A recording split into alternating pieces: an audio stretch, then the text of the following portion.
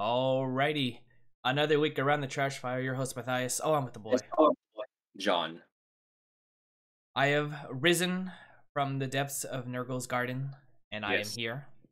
glad to hear you have risen Yes, from Merkel's Garden. that is why there was no last week's episode. I was down with the sickness, as they say. So, but now we're back. Not too much holiday season reveals. Well, not on the Warhammer side. I know Star Wars Legions, we got quite a few things to talk about over there. Yes, because new rules update in January, as we mentioned last cast, but slowly drip feeding the big changes, so lots to talk about. Yep. And we got some star power news and overall a bunch of other stories we need to talk about. But let's just hit the big highlights, shall we? Starting with Mr. Henry Cavill will be starring in some kind of Space Marine story. It's just talks. Nothing, no story has been planned out or anything like that. We just know that Amazon is apparently acquiring the rights to make a Star Wars Space Marine thing, and Warhammer they are, Warhammer thing, and they're reaching out to Henry Cavill. Good news, bad news. I mean, it's okay.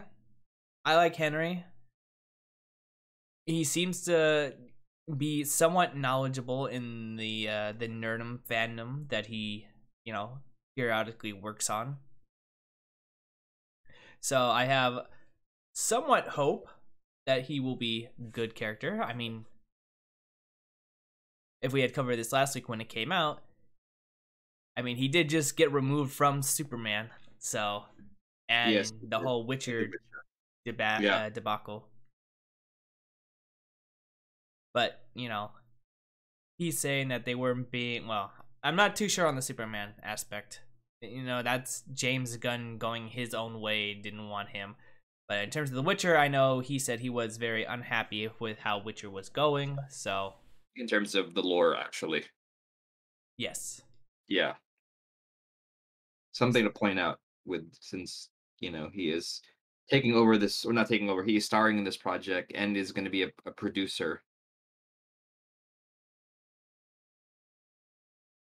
Yeah. I mean, I'm excited. Like, I think Warhammer shows. I mean, Warhammer Plus has proved that you could make Warhammer shows, but we definitely would like Warhammer shows with a bigger budget than Warhammer Plus shows. Yeah, but we haven't gotten anything really live action. Yeah. Warhammer style. I mean, I was talking to some friends about this. It's hard for me to believe that you could pull off a live action Warhammer like a 40K tabletop battle-ish show. For sure, Horus Heresy. I think I've said this before. Horus Heresy is impossible to do in live action to do it justice. So I think the safest bet is to do some kind of Inquisitor thing, like Eisen. I mean, remember that Eisenhorn show that was announced like million years ago, and people forgot about it. It was like 2 years ago. Jokes Yep. aside, so it wasn't too long ago. So maybe this is the him taking over. That would be cool. I think Eisenhorn would be very doable in terms of a show, especially a live action show. Because again, like a 40K battles would be challenging to get the scale right. I mean, if you look at Astartes, it's kill team essentially. It's not a big battle with lots of things. That's only the video games have pulled that off so far. And I don't think live action battle would look nice unless you threw like $1 billion trillion at it, which I know Amazon has the money to fund this, which is great. But I think that I would prefer a more RPG style, like a D&D style thing, and Eisenhorn would, I think, work. Yeah, well, I think Eisenhorn would be the best jumping on point if they wanted to do live action, because in the first Eisenhorn book, Space Marines are, very rare, and well, the only Space Marines that we do see are the Chaos Space Marine variants. And of course, you know, even in that story, they are monsters and still godlike beings, even to the Inquisitors. So, you know, you could be using them a lot more sparingly in something like that. And obviously, I personally think that Eisenhorn is a good jumping on book for anyone getting into the Warhammer lore. Honestly. So I think if they were to make a series, that would be the one I would go with. Yeah, absolutely. And, you know, it's going to have a Space Marine because it kind of has to have Space Marines, but I think that you could do something like human-centric and then have a Space Marine show up. And I think it would make the impact, it would make Space Marines cooler when they just kind of appear out of nowhere and show their power. And, you know, you're used to humans battling the horrors of the universe, and then bam, Space Marine comes in and shows just how much of a monster a Space Marine is. Exactly. So that's what we're hoping for. Well, obviously, it's always going to work better with a, you know, standard guy and not a super augmented human kind of thing. Right. But that is what we're going with. Again, don't know anything about it. All we know is Amazon is having Henry come with them on this journey. So who knows what we're gonna actually get. It just hope that it's a good product. That is all we hope for. All right, shall we move on to our models? Yep. Model time. Sunday preview. Let's quickly go over this. So we're getting the Ghoul King. He's finally coming out. Getting him. Getting made to order Space Marine Commander. This is an old model, obviously. Yep. Really cool conversion model. He's coming around, and more made to order stuff. Armor of the Ages, if you want to get some derpy looking Space Marines. Yeah. Sorry, you know, they're just old. Can't be helped. They're damn derpy. Not even gonna acknowledge that. Another Space Marine Captain. Kind of looks like Captain Sicario. But I mean, yeah, he does actually. And he's in plastic. This guy is in plastic. Getting more. It's just a lot of Space Marine characters.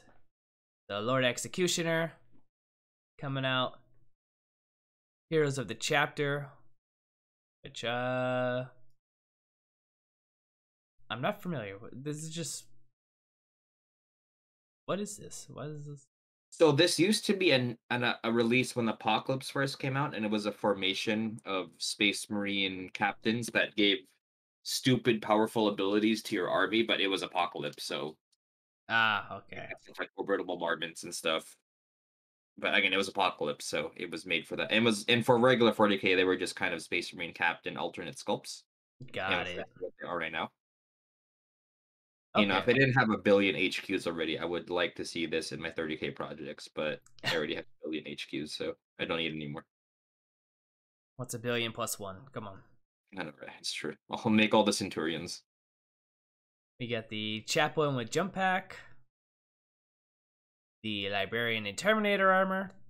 Still not a bad model. Yeah. We got the Master Chapter. Sorry.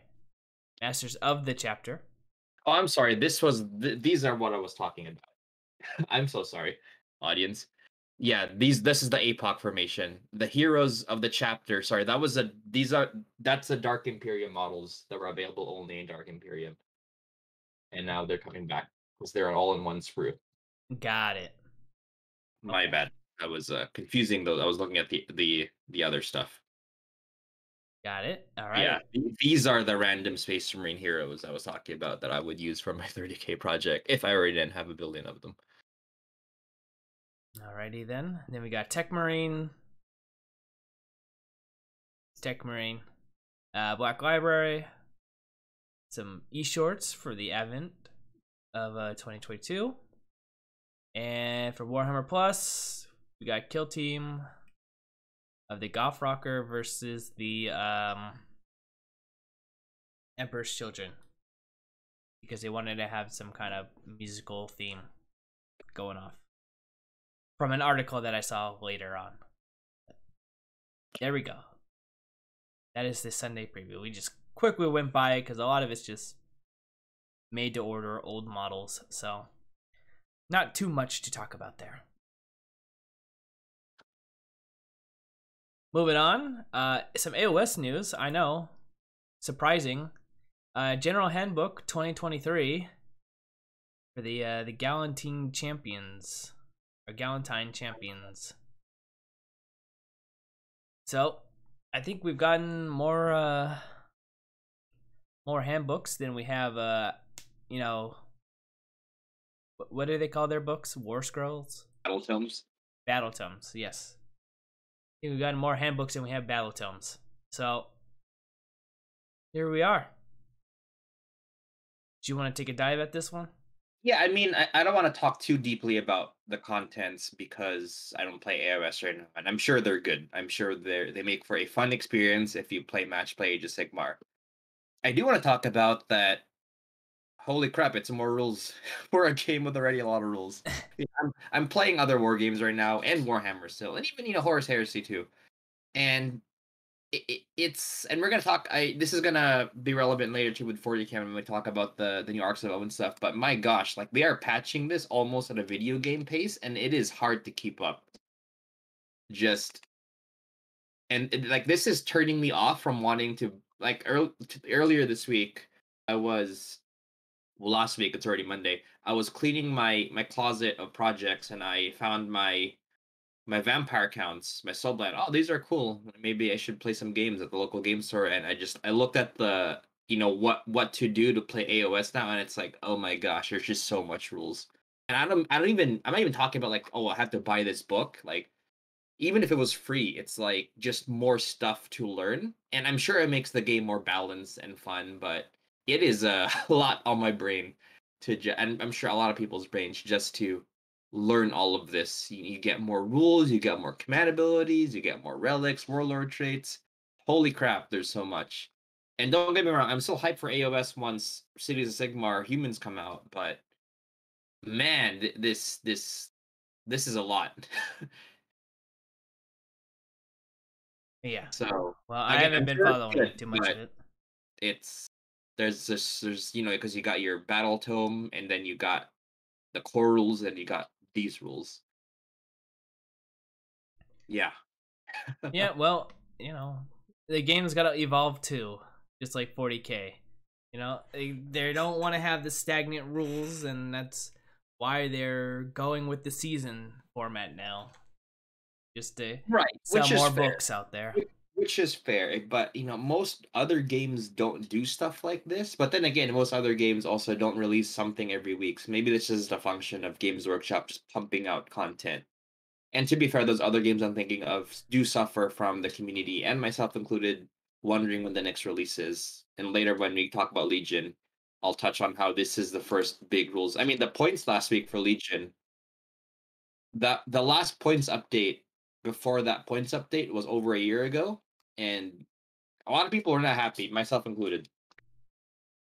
So it's the opposite end of the spectrum of just, this Warhammer has so many releases to keep up with. Again, not even talking about the money, like this could all be free for all I care, but the criticism still stands of it's just more stuff to read, to learn, and to execute on the battlefield. So anyways, that's my rant about this. Yeah. I like the binding though. Spring bindings are good for books that are used in tabletop games. Yeah, I wish they had more of these, especially in the 40K realm, but yeah, for some reason they just don't like it. Whoever's at AOS, good on you. I'm glad you went with these ways to make the book, because it's so much better than just having a spine on a little book. It doesn't stay open where you need it to. But there we go. That is the general handbook. That's more AOS news. I'm sure AOS is happy to get more rules. I'm sure they would be happier to get more Battle Tome updates. But, I mean, 40k is pretty much done. All we have left is World Eaters. And even then, that's not a big... It's not even a big release like it should be. But the only thing 40k has now is just kill teams and the hype for 10th edition. And whatever Arks of Omen is. Yeah. But that's about it. So I would think that AOS would be getting more and more love as June approaches, because there's no big Warhammer 40k news other than, like I said, the Arks of Omen, and that's just to keep us. That's just supposed to be a bridge to 10th edition, right? So here's the AOS getting some good news and love for the next 4 months.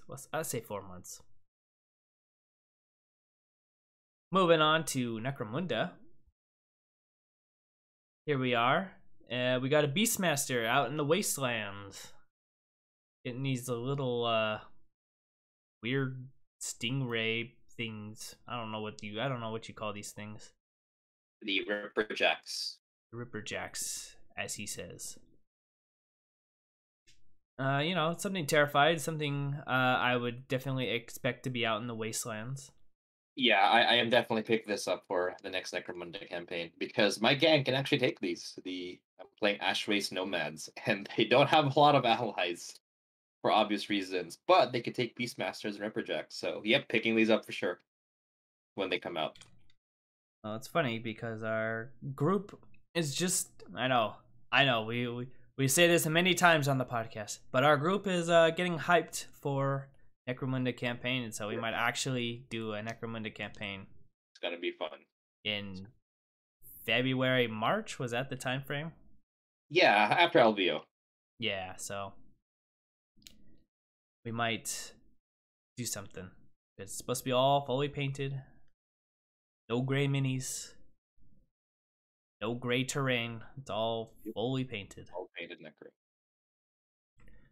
So it'll be interesting to see what we got. I'm trying to remember the factions. I think we got me with Redemptionist. We got you with Ashways. Yep. We got Paulo with Gene Stealer Cult, and we got Donnie with Cops. So Donnie is gonna be Arbiter, so he's gonna focus less on playing but managing the campaign. Will be joining with Squats.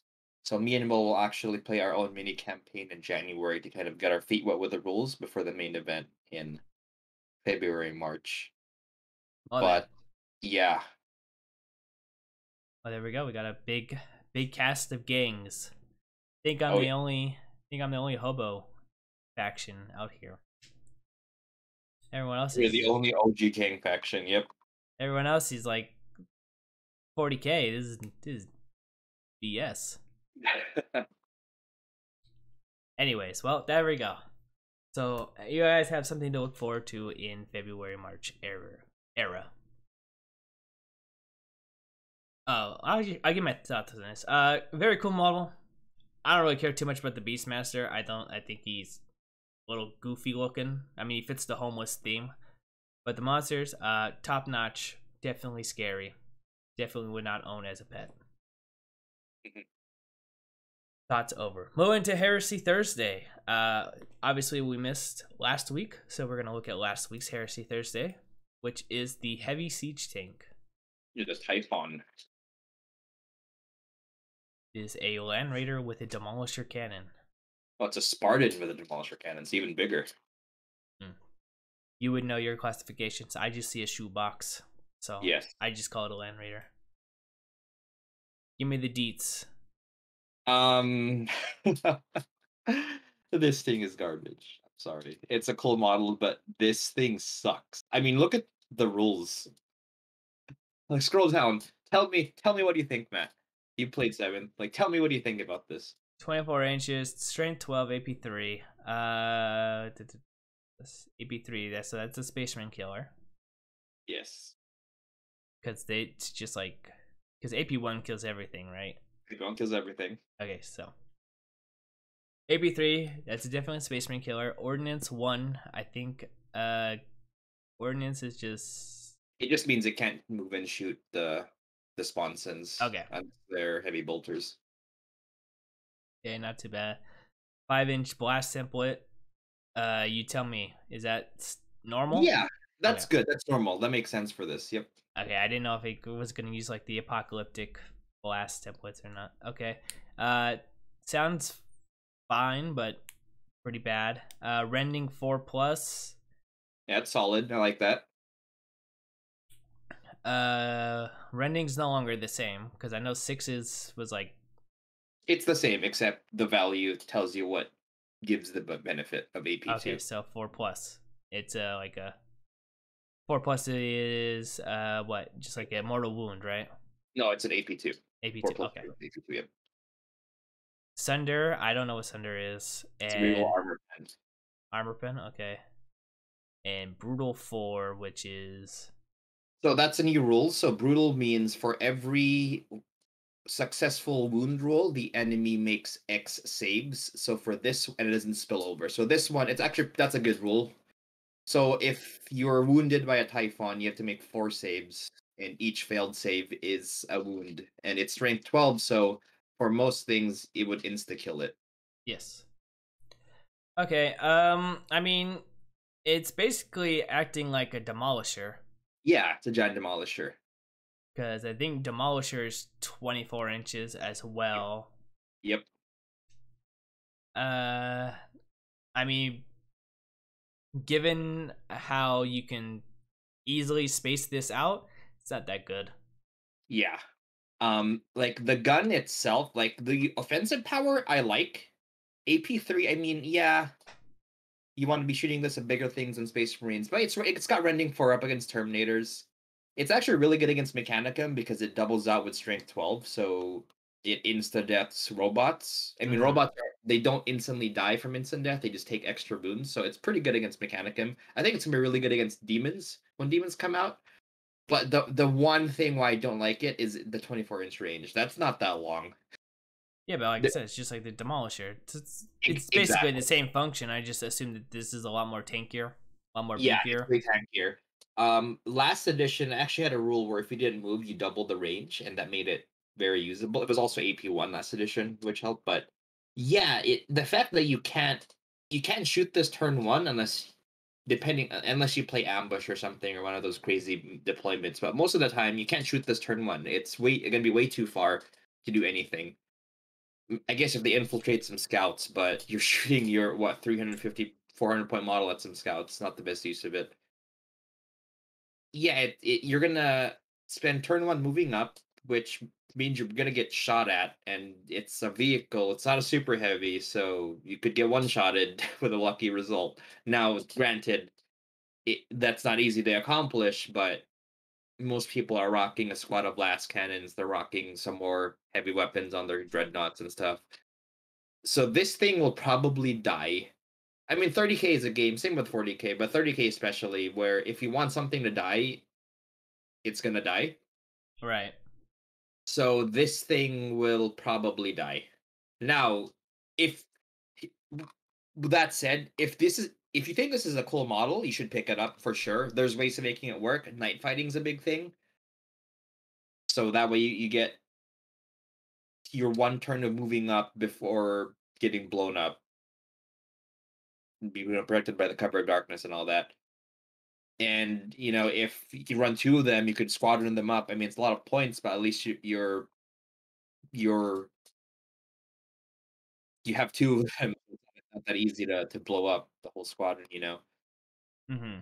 So if you like this, you can make it work. But this isn't something I would recommend people picking up for rules alone, because it is quite bad in its rules, like we just talked about. It is cool though that this is a extra, it's a variation of the Spartan kit, and the Spartan kit is a great kit. and it's plastic, which is great. I'm actually looking forward to the Cerberus, which is the essentially this tank except with a laser cannon instead of a demolisher cannon, which and the range is more than 24 inches, which is great. Right. So, I mean, it's a great model. I actually really like the look. It's a plastic kit, which is great. Just that the rules aren't up Aren't to there. par, I think, for the coolness and the points. I think if it kept the old rule where if it said still they double the range, I could see a lot of good use for this. Mm-hmm. But yeah, it's again, if you like it, I want to emphasize if you like this model, if you think it's cool, you should pick it up for your legions. But it's not again, it's not 10 last cannons, it's not a contemptor dreadnought. It's yeah. Yeah. So Well, most big tanks, i.e., like the Land Raider, you know, they never really are that yeah, great. yeah. The Land Raider is actually an interesting example because that's a model where they finally got its points right, where it does its job of transporting Terminators. Because Land Raiders have 5 hull points now, it used to have 3 or 4, which makes it way survivable. But it just has 4 last cannons, or actually 2 twin link last cannons, so the firepower isn't that much. But it brings your mini Death Star command squad or Terminator squad into where it needs to go, and it does its job well. Right. This thing is very pricey, and most actually now that you mentioned most vehicles in 30K, most big vehicles, excuse me, super heavies and reinforced vehicles like this one, definitely you're paying a lot for not too much, especially in the firepower department. I mean, this thing has, front 14. I think you could pay 50 points to make it front 15 with a flare shield, but then it gets really pricey, and you're paying for the survivability. And yeah, it's survivable, but if your opponent wants this dead, again, it's gonna die. So It ain't gonna yeah, make it. that's the unfortunate life of big vehicles in Heresy. Yep. But I'm glad it exists. I'm glad this model's coming. It's plastic. More plastic 30K is always good. True. Anything to get out of the Forge World resin. Yep. All right, well, let's move on to the other 30K that we have here, which are the Word Bearers upgrades. And, just looking at the model here, not going down anywhere. This is a cool looking model. Oh yeah. Heck yeah. I am my New Year New Army. Well, one of them, but the one I'm working on right now, New Year New Legion, is Word Bearers. So this is a welcome surprise. Now I don't want to wait for. It's not worth waiting for because I want to get my stuff going. I actually just finished Argyle Tall and some possessed today, so I don't want to wait for these, but yeah, I could see picking these up if I have an extra. If in the future I want to add a squad because these are really cool, and it's one of those helmets like the Salamanders one, like the what's it called? The shoot, what was it? Iron Hands one, not the Space Wolf one, but it's one of those beaky helmets that they nailed the look. It's still a beaky, but it looks unique, but not silly. Because on one hand you have the really plain ones, the ultramarine ones, but on the opposite end you have this ridiculous space wolf ones. So this is the perfect middle ground, like the Salamanders and Iron Hands one, where it's a beaky, but it's a damn cool beaky. And if we scroll down, that sergeant head is so cool with the demon face. Oh, That is, yes. I want to make an HQ. Maybe I'll put it on Erebus because I have Erebus in my army and I like Erebus, so I think that would be. I'm gonna do that. I just came up with that right now. I'm gonna put this helmet on Erebus. Yeah, I'm gonna these super glue his face, let's rip it off, and this up. these helmets are so cool, and it's so subtle, right? Because all it is just like little runes on their face and a little what's the word I'm looking for? Not indents. Yeah, I guess indents work. Okay, yeah, little indents all over the helmet, and it just, given how they highlighted it and everything, it just works. Yeah, it's great. Like this, honestly, if this was the Thousand Suns helmet, I would have been Yeah, I could see that being 1,000 suns. Obviously not the demon mask part, but the normal one, I'm like, these would make damn fine 1,000 sun helmets. Yeah, you're right. This is one of those helmets that works for different legions. If you if someone painted this candy red, and put them in their 1,000 sun suits, they would look cool. Yeah, definitely fits the bill. It's funny you mentioned that because the 1,000 Suns, the 30K logo is the exact same logo as the Serrated Sun chapter of Word Bearers, which is the first chapter of Word Bearers that had actually first Space Marines ever to get possessed. So I'm painting Argol Tall and these Galvar back. I'm like, that's the 1,000 Suns logo. And in the lore, it's like a constellation, and there's some symbolism there, some warp stuff. So yeah, it just kind of hammers in the similarities between the two legions because they do like their warp magic. They do like their warp magic. But very, very cool stuff for the word bearers. All the pads have no trim. 10 out of 10. I was gonna mention that. I was gonna say, these are a 10 out of 10 in John's book because no trim. No trim. Heck yes. They are shoulder pads with a book on fire. Very cool stuff. Very good stuff for 10 out of 10 upgrade pack. I should make a tier list when these come out of just the upgrade packs. Just the upgrade packs. See which one. I think I gotta do that. Yeah. Which ones are the best to buy for your legion? Yep. Very cool stuff. Awesome stuff. Good job. Good job, D-Job. Or Forge World. Whoever makes this. Erebus made it because he's cool. Yes, I guess.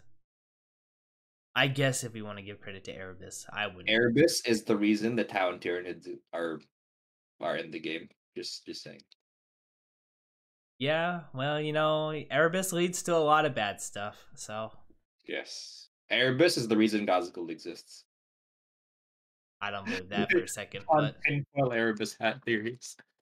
Because if it wasn't for Erebus, the Emperor would have wiped out all the orcs and no guy. So, gotta thank our favorite Kolkhizian trader for that. Yeah, well, I want to get off this subject because I hate talking about Erebus. I'm on the Erebus hate train. And we go to Ark of Omen, and we're getting a grand tournament pack for the next season of Warhammer 40k. New season, new rules. Here it is. And there's some big stuff that's coming here. We're getting the Ark of Omen detachment, which is pretty much gonna be giving us some souping options as this book comes out. There's a whole lot of things to go through. A whole lot of stuff I need to relearn. There you when go. This comes out, because as John just stated in that new tournament packet for AOS, I don't know when this is exactly coming out, but if this comes out, let's say early January, that means LVO is gonna probably have this. Probably. It's funny you mentioned that because you know how there's new Legion rules coming out? Yes. Or a new rule book, like a 1.5 edition. So those rules were coming out like 9 days before LVO, and they're using it for LVO. And LVO is like a World Championship qualifier, so it's gonna be fun times. I mean, at least LVO gives you like 15 days to get this stuff going. 9 days? That's 9 days for a whole new rule set. That's not a lot. A whole new rule set, but a newish rule set with some pretty big rules changes. I don't know about that. It seems pretty bad to do. But I'm not running a big tournament, so what do I know? So basically, Ark of Omen detachment is going to allow you to get 1 HQ and then flood your detachment with a bunch of whatever you like. 3 troops, 3 elites, fast attack, heavy support, Lords of War. And then you can build up on that and go into 9 troops or another 3 elites, fast attack, heavy support, Lords of War. And it's gonna change the game a little bit on how you do it. And obviously it costs 0 command points, so You will not be spending any command points to get this detachment, which is huge in that, because I mean, I don't know the last time you played 40k, John, but reality is, for command points, you're usually starting off with like anywhere from 0 to 2 command points. Oh yeah, because you gotta pay them to just have warlord traits and relics now, right? You gotta pay for the detachment, you gotta pay for the relic, you gotta pay for the warlord trait, you gotta pay, and then, you know, any extra relics that you want to have, any pre-game stratagems that you want to have. You gotta have a lot. So I mean, for my 1,000 Suns, I'm starting with like 1 command point when the game starts, and I'm not used to it. I'm used to starting with like, you know, 3 or 4 command points, which is a lot. That's a lot, because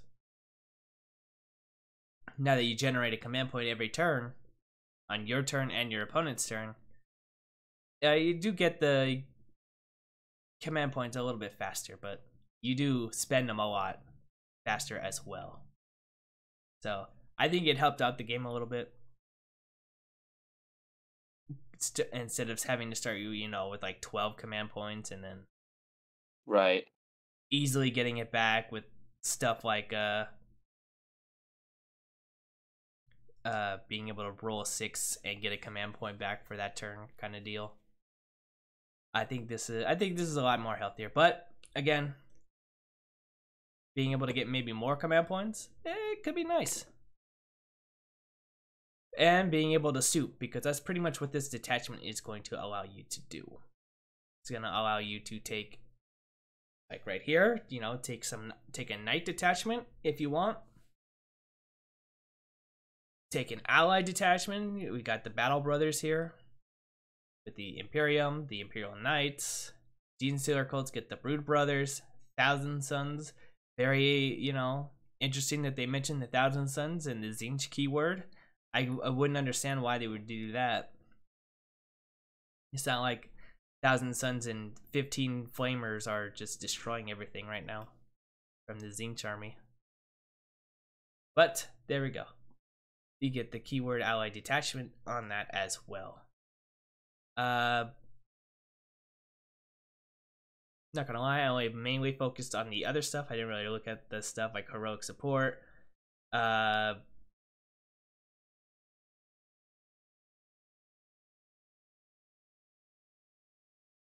Looks like you can use this stratagem at the beginning of the game. That would limit the number of times you can include a unit in that detachment and get it include a maximum of 2 units. So basically lifting like the restrictions on the war buggies.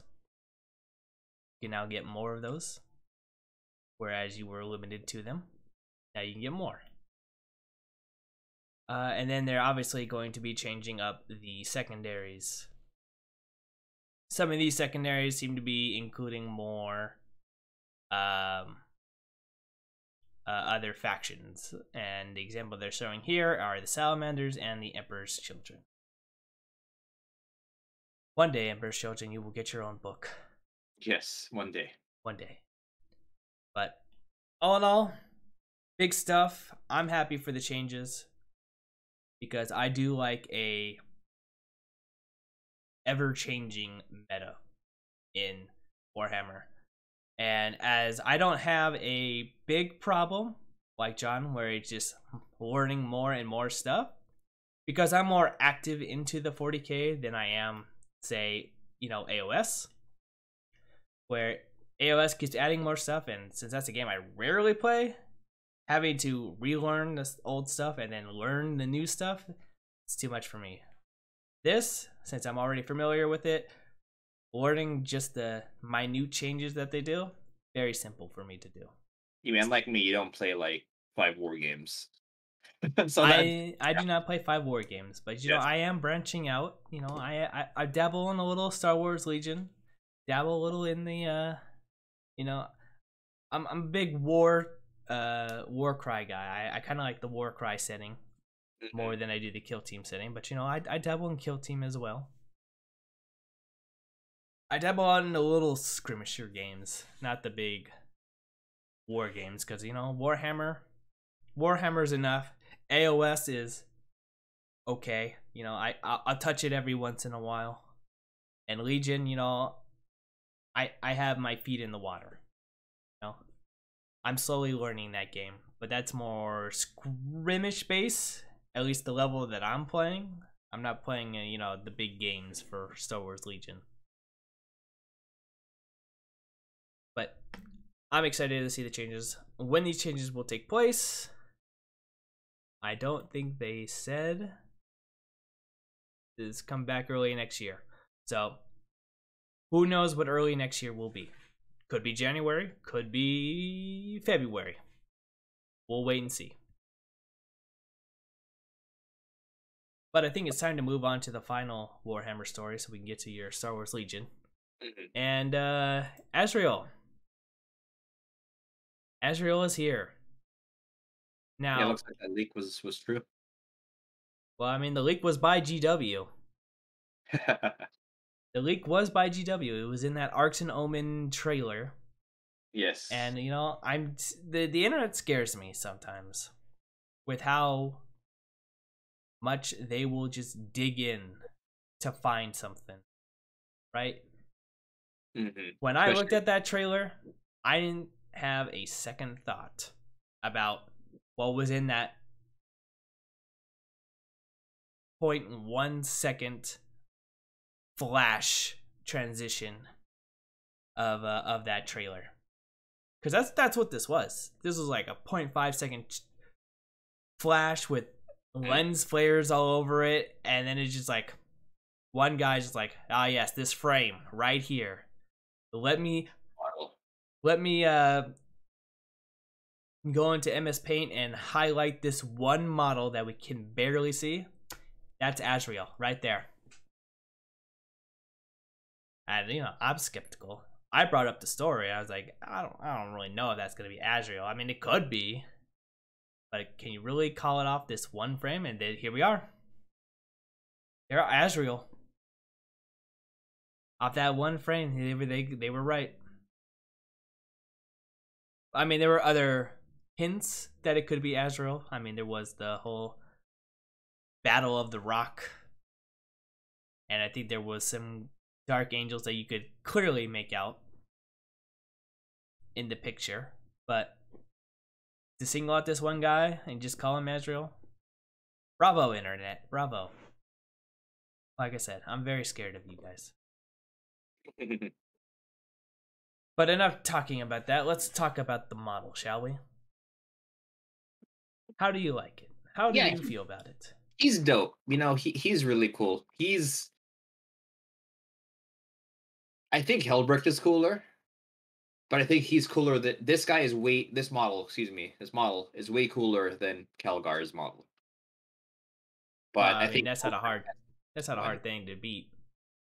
Yeah. I think it's as good as Shrike's model. I actually really like Shrike's model. I think that would be how I would rank it. This would be the same as Shrike, but Helbrecht is above them. But that said, this is great. I really like this model. And if, you know, I play Dark Angel, I mean, if I play Dark Angels, this is a must-buy. If I play Ultramarines, I will get Calgar, you know. But, yeah, this is a great update. It's interesting that I like how the lion helm is exactly the same, considering that it's a relic. And it's not like saying that the old model is wrong. This is the new design. But, you know, he turned into a Primaris, and his gun's actually different now that I think about it. But the helmet is exactly the same, which is super cool.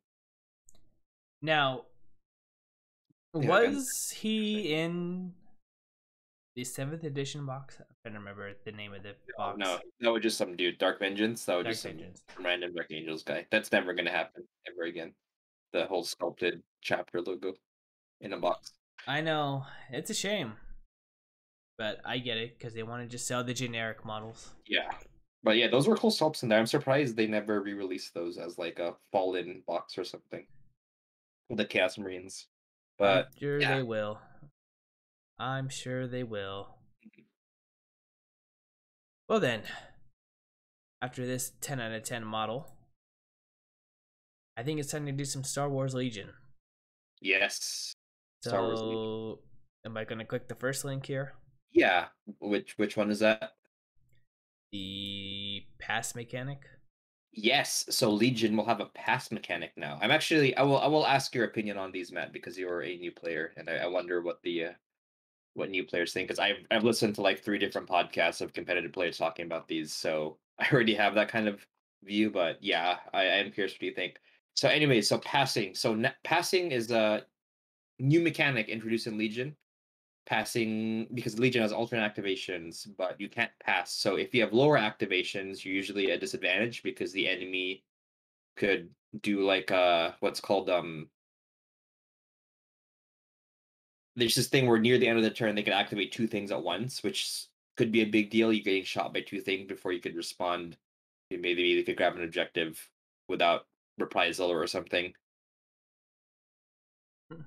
But they're adding a pass mechanic now, so if you're low on activations, you could choose to pass, so you don't suffer a huge advantage or disadvantage from having multiple activations. Because with list building, it's one of before this came out, you kind of needed, if you're playing 800 points, you kind of needed 10 activations minimum. I mean, it's not an auto loss if you play with 8 or 9, but you would be at a big disadvantage. So it's recommended that you should at least have 10 activations, and with skirmish you should have at least 5 or 6. Probably 6 is a good number. But now with this pass mechanic, people could comfortably run 9 activations, even 8. But now 9 doesn't feel bad. I'm making 9 activation lists now, especially with all the points increases we talked about last or a few weeks ago. Making 9 activation lists doesn't feel as bad now. So how the pass mechanic works is, if it is your turn to activate and you have, let's read the actual thing here so I'm not just misquoting. So if you where's the actual, oh my gosh, this is there's a full article. It's at the very bottom. Wait, it's the very bottom. This is the thing. You're looking for the excerpt, right? Yeah. Player So may if your turn pass. to activate, so you could pass if you have fewer remaining orders than your opponent. See how many orders you have, you add together the number of face-up order tokens you have on the battlefield, the ones in your bag, and in any command cards you may have. Like, I think Krennic has a feat. Krennic and Maul have command cards where you place, or sorry, not Maul.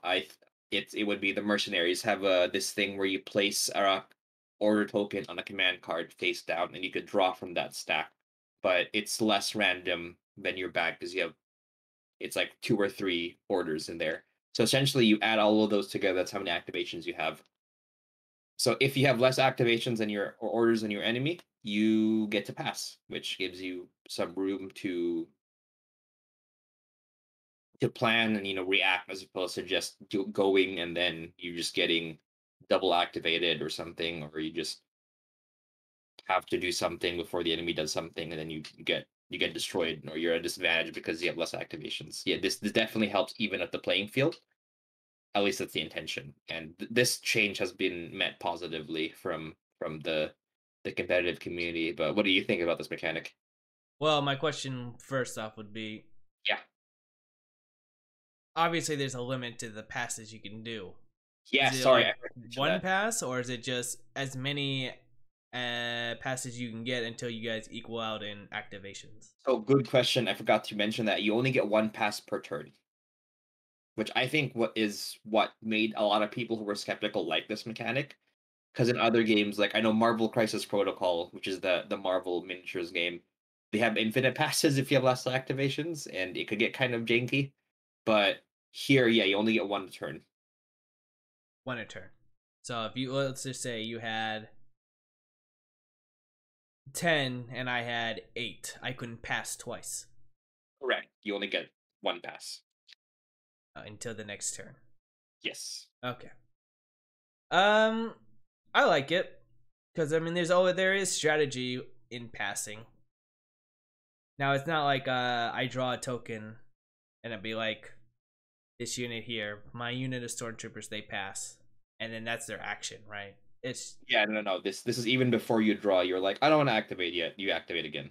okay, because that's what I didn't like about some games like Warcry, about when they have the pass action, because it's like, yeah, my guy right here, he's gonna use half his actions to do nothing, and then it's the opponent's turn, and that just feels bad because then I have a guy where I could have a strat of doing something, run, attack, go down to just run, because that's most likely what you're going to be doing with that one guy.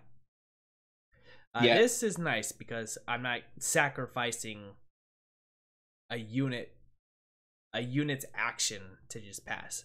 Yeah. Okay, I'm not saying it's not going to be like I have to pick between a dodge token or a move action for them. It's like, oh yeah, I just don't do anything this round, kind of deal. Yep, that's a good point. Passing is quote unquote free, so you lose nothing by passing, except you only get one a turn. But if you don't pass, you don't gain anything, right? And you don't really lose anything if you pass. So my thoughts on it, I like it. I think it's good. I think it's very healthy for the game, especially for those you would know more because you're playing more of the competitive and you just play the game more than me. But I assume there's elite armies out there who have not that many activations. Yeah, usually clones or even army builds. Like if you play Empire and let's say you want to run a lot of Death Troopers, you're definitely gonna be paying active points for those units and getting less activations. Mm-hmm. Or if you play Mandalorian Focus Rebels, like you kind of can't. I tried to make a Mandalorian list with more than 9 activations, and you just can't unless everyone's naked in the upgrades. But then they all kind of suck. So yeah, now you could run those armies and again not feel as bad or worry that you're at a huge disadvantage for having 9 activations or even 8. And I agree. I think that's the best thing about this rule is it opens up army building, and you no longer have to be like, oh, I need at least 10 activations, because that severely reduces army building. Even now it's like, oh, you need at least 9, but you could do way more with 9 in terms of army building options than with 10. Mm-hmm. And if you're really ballsy, you could do 8 activations, and again, because of the pass mechanic, it doesn't feel as you're not screwing yourself as much. Right. So yeah, overall, I also like this change quite a bit, and I am excited, especially with the new Republic points cuts. I could finally play clones again. Yeah. I say that as I'm painting some Pike Syndicate drug dealers. All right, then. Well, let's move on to the next article that you have here, the suppression. Yeah, this one is at a glance is kind of lame and actually a nerf to suppression, people say, but if you think about it, it's actually a huge buff to suppression. And I'm gonna explain that right now. So what this change does, so suppression and panicking is a big thing. So actually suppression is the same. If you have suppression equal to your courage value, you lose 1 action. That's the same. But before, if you had suppression equal to double after you try to rally, you roll dice to see if you shake suppression off. If you have suppression equal to double your courage value or the courage value of a commander within range 3, you would run. You would panic off. You would spend both your actions to make a single full move towards the closest board edge. You would lose all your actions, etc., etc. So now how it works is if you're panicked, so that's still the same. Everything I said is the same, except instead of running away, you just stand in place and you do nothing for that activation. And you remove suppression equal to your courage value. Before you would just remove 1 suppression regardless, but now you remove suppression equal to your courage value. So that part alone. So actually, I'm going to take a dig at AMG here. So that part alone seems whatever, right? I mean, they just changed it from instead of running away, you stand in place. But apparently, something they didn't mention in the article, but some of their employees mentioned in their Discord and Facebook is that panic is now a constant check. And so what I mean by that is if a unit out of their activation, let's say they get shot, right? Let's say you shoot some stormtroopers and there's an officer nearby, so they would be courage 2 for panic purposes. If that unit gets force suppression, they instantly panic. Now, it doesn't matter, like, they're not activating, right? So it's not like they lose actions or anything. And when they end, at the time when they end up activating, they could shake some suppression off, whatever. But the big thing is that units that panic no longer count as, to use a 40k term, scoring units or denial units. You don't count them to see if they're controlling an objective. If they're holding an objective token, they don't count as holding that token. They still hold it, right? They don't drop it, but they don't count for points purposes. They don't count as holding that. That's a big deal. That is a big deal. Yeah, because now let's say let's say you're playing that one mission. It's called Intercept the Transmissions, where there's 3 objective points and you score at turn 2, 4, and the end. And in the middle, it's being contested. Well, you don't have to kill a unit now. You can just throw suppression at that. You can just keep shooting a unit and then give it more suppression than its courage value to panic, or double its courage value. Now, if they activate, then they could shake it off. But if they're done activating, well, they kind of have no way of taking that off unless they have a hero nearby with the Inspire rule or something, which consequently, there's an upgrade that gives Inspire 2 that it's called Lead by Example. That the value of that upgrade just shot way up because removing suppression out of activation is now a big deal. But yeah, it's crazy. Like, there's times where you have a backfield objective, right? And there's usually you leave one unit holding that because, well, it's a backfield objective. You don't want to spend too many resources holding it. Well, now if the unit probably has courage 1 and it's probably too far from your heroes because your heroes are in the thick of the action. And let's say you're playing Empire and you got Death Troopers with a suppression gun, and you shoot that unit, even if they make all their saves, as long as you make 1 hit, bam, you just put 2 suppression on them, and they don't hold that objective anymore. That's a big deal. Same thing if you have mortars. If let's say you play a faction that has like droids, and you can just throw shots at something, you may not do damage, but you could panic them now. That's crazy. And also now leader selection is way more important because there's not a lot of leaders with courage 3. Most leaders have courage 2, and it's not that hard to throw force suppression at a unit, right? Now you're using a lot of activations to do that, but most times in Legion, contesting an objective is a matter of I have 1 more model than you, or sorry, 1 more unit. It's rare that someone has more than 2 or 3 units than you. So yeah, just being able to suppress them is a big deal. Commander Vader just shot up in value because he has infinite courage. Your dudes don't panic. Actually, Empire got a huge buff from this because they have a good amount of courage 3 heroes. Rebels have like Commander Luke, who kind of sucks, and Jyn Erso, who kind of sucks. Clones have Anakin, which is good, thankfully. And droids have Count Dooku. It's kind of it, right? Who's courage 3 or more. So yeah, it's and even throwing shade at Empire, which Man and I play, like, yeah, it's gonna be really easy to panic things now if you really want to and prevent them from holding objectives or scoring points. What do you think? Any thoughts on this?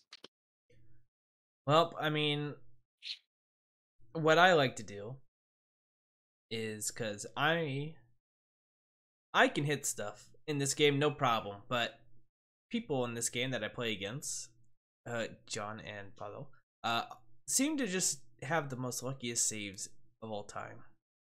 So, I play a lot into the whole suppression thing. Trying to get them suppressed, trying to get them to just run away.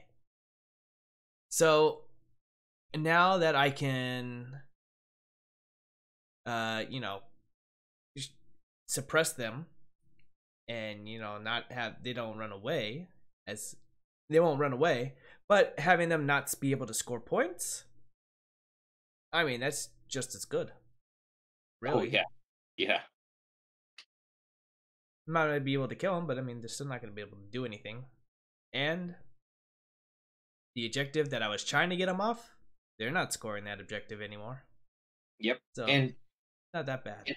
yeah, and a big thing too is that there's no dice interaction to prevent that besides the hit roll. And what I mean by that is before you throw suppression at a unit, you want to, let's say you want to make them run, right? Because me and Paul keep making our saves. Mm-hmm. We get a chance to roll off the suppression. I mean, if you throw enough, it's if you have 5 suppression at something, 6 suppression, kind of hard to recover. But if they have courage 4, or sorry, courage 2, which is to 4, and they have 5 suppression, they just need to shake 1 suppression off, right? But now there's no interaction. You just throw suppression, and then bam. If you have 4 suppression, well, you don't hold it anymore. Sorry. Yep. So that's what I rely on, is that suppression. I love my suppression. Yep. It's why when I take the Ebway gun, I give him that ammo that does the super suppression. Impressive. Yep. Short trooper mortars, they do suppression. Death troopers have a suppression gun that's like range 4. Empire is the suppression faction, so you made the right choice there with the good guys. Exactly. I always got to play the good guys. But yeah, so yeah, this is arguably, a lot of people say it's either this or the pass mechanic is a big change. I think this is the biggest change after thinking about it. I didn't think so initially, but it really makes you think, because it doesn't just affect like the game play in the way passing does. I mean, both of these affect list building, but I think this really affects list building in the sense of commander list building or like unit list building. Like, I kind of feel that for rebels, if you run rebel trooper gunline, you kind of need to pay 16 points for an officer to give them courage too, just in case you're caught flat-footed, out of range of your commander, and you're gonna panic it instantly.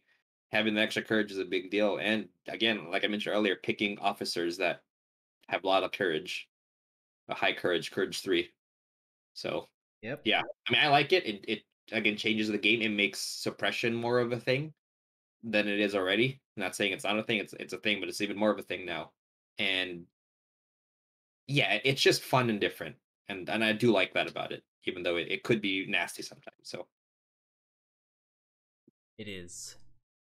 And I guess we should talk about the last thing here that we have, which is movement. yeah, so now movement is based on random dice rolls. No, just kidding. It's not that easy. All it does is it just simplifies moving up buildings. So now when you climb, you just reduce your speed by 1 and move. And actually, if terrain is shorter than, was it like half your height or something, you just move along, and you just move like it's not there. Yeah, unless it's specifically difficult terrain, then it's difficult terrain. But if it's like a barricade that's shorter than you, then you just move. And most barricades are shorter than, actually, the standard barricades are a specific kind of terrain feature. They are shorter than infantry, and you can just walk over it, which is a big deal. You could do free movement now, because before you'd have to move along the straight line of the movement tool, which makes it hard to turn corners precisely, but now you could just turn corners precisely. So that's not big. That's more of a quality of life change. But yeah, the terrain thing now, climbing is just you move speed 1 and moving over terrain that's shorter than you. Yeah. So this one is the least consequential change, and it simplifies the game. I don't know about what do you think, but I mean, I'm always happy for anything that streamlines the game.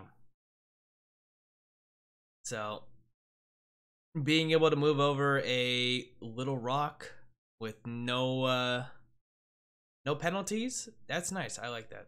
yep. Unless we decide at the beginning of the game that it's a dangerous rock or difficult rock, in which case it has to reduce your movement. Well, yes. Yes. If that fits the case, then yes. Yes. But yeah, jokes aside, yeah, it's still a quality of life thing. So yeah, that is it for the Legion changes. Now, as far as I know, these are just the rule. These are the only rule changes they're making. They might change some minute specific things in the rule book when it comes out, but these are the main big changes to. I don't say watch out for, just to keep in mind with the new rules release on January 16th, which again is a free PDF rulebook. It is not a physical product. Now, I would have liked to buy a physical product, but it is a free PDF, so that's good. Atomic Games says no. Yep. It will be No free. It will be free. Not even an option to buy it, just free PDF. And like I mentioned earlier, if you're playing LVO, better learn these rules before the tournament because they will be using it. And I will say, I do like this kind of drip feed. Not much more than a drip feed, but it does give people, it gets people to talk about the rules. It gets people, it sets their expectations, like these are the changes coming. Mm-hmm. But dang, it's kind of hard to list build because I just don't know. Like I don't know what else is going to be there, and I don't know exactly what's gonna what else is changing. If there's any minute detail, like maybe they redefine the special rule in a way that makes it super consequential. I just don't know. But it's exciting. It hypes me for Legion for the new year, and I definitely could will be playing more, probably playing with you guys and at the local game store. Well, I mean, Legion news is like 40k news to me, right? You're excited. It changes everything up, and you're just excited to play it. Yep. Because unlike 40k, Legion doesn't get these big changes often. Yeah. So it's exciting to see what will be coming our way for the future. One more piece of Legion news I forgot to link, but Moff Gideon and Dark Troopers are coming out in February, so Empire players would like them. Matt, I think you express interest in those guys. They will. Those are the robot guys, right? Yeah, the robot guys. Yep. I have definitely put interest in that group. My one speed army will be glorious. Yeah. Yes, your one speed army. The only 2 speed I have in my army is why am I blanking on his name? Veers. Thank you. Yep. But the commander has to be fast. Yes. So, that just makes sense. But yeah, I am looking forward to the robot troopers. They also hinted at Moff Gideon's store page that he will be released with a new battle force, which is a formation called Imperial Remnant. So that's going to be interesting. I wonder what the rumors have said. It's going to be vehicle heavy, but I don't know. We'll see. More battle forces are always good. Shall see. Alrighty then. So that's all the news for Star Wars. News. All right then. Let's quickly get into our hobby rants. We have been going on for quite a while here. I'll start. I was sick, so I did not touch anything because I had fever and all the good stuff. All the good stuff that comes with the flu, I think, that I got. So it was not COVID. I did test negative on the COVID. So I think I got, unfortunately, the other variant, which is the flu. So I was kind of bedridden, not able to do any hobbying. So, I just got to do better this week. Obviously, I didn't meet up with my crew because sick, but this week we'll probably, depending on who shows up, probably do some Star Wars Legion or some kill team. Keep it simple. I would like to do some 40k, but it's still, we're in that week of holiday season, so everyone's schedules all up in the air. I don't want to take someone down for a 3-hour game of 40k. But yeah, what about you? Yeah, just been hobbying. I finished painting last week. I finished painting Argoltal, which is the first possessed, not exactly the first, but one of the first possessed marines in the Warhammer 40K setting. He is a Word Bearer's HQ, and he's super good, and he's super cool. I'm rereading his novel right now, and it's just cool reading a novel and then painting the model. Mm-hmm. So yeah, working on that, working on some Galvor back. Not too much gaming these past few weeks for obvious, everyone. It's the holidays. Yep. I think I played. Did I play Heresy game? I think I played a Zone Mortalis game. As I talked about that already. That was the last game I remember playing. But yeah, I should be working on my LVO army, but I don't want to set up my airbrush. I just have to paint like 2 dreadnoughts, 10 heavy support marines, and a Calidus. The Calidus I don't have to airbrush, but she's coming in the mail. So I just need to work on the dreadnought, the box knots, and the heavy marines. But I got a little under a month. I think I could knock it off. Knock it. Well, yeah, knock it out. But I say that and it's like a week before and haven't done it yet. I'll try to do it sometime this week. Under Right now, pressure, don't worry, you'll get it all done. what's up? Said under pressure, you'll get it all done. That is very true. That is very true. I just painted some possessed marines for my word bearers. Worked on some Star Wars Legion. I painted a lot of Legion actually. I think about it. I painted Padme, but she's like 4-color model, 3-color model. I I'd be painted surprised my. if she was that much. I know, right? I painted my speeder truck for Legion, so it's been sitting on my desk for a while now. He is almost done. Just need to paint. Well, he's practically done. I just need to paint the glass windshield, but I think I'll just spray paint it red and then leave it red.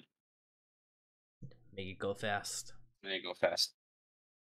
But yeah, hope looking to get some more gaming. I will be in Vegas this week, so not a lot of gaming during the week. But actually, after this podcast, I will be playing a game of Legion with one of my buddies who I haven't seen in a while. So should be a fun time. Up in Vegas? No, at the local game store. Got it, got it, got it. Oh yeah, I'll be leaving tomorrow for Vegas, but today I will be chilling and playing some Legion. I think I'll play droids. I haven't run. I bought a unit of super battle droids like a month ago, more than a month ago. Painted it up and then haven't used it yet.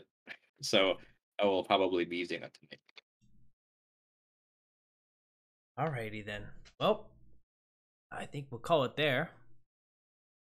I'd like to thank everyone who made it to the end of this podcast. And happy holidays. Hope 2023 will be a good year. And we'll see you in the new year. See you in the new year, everyone.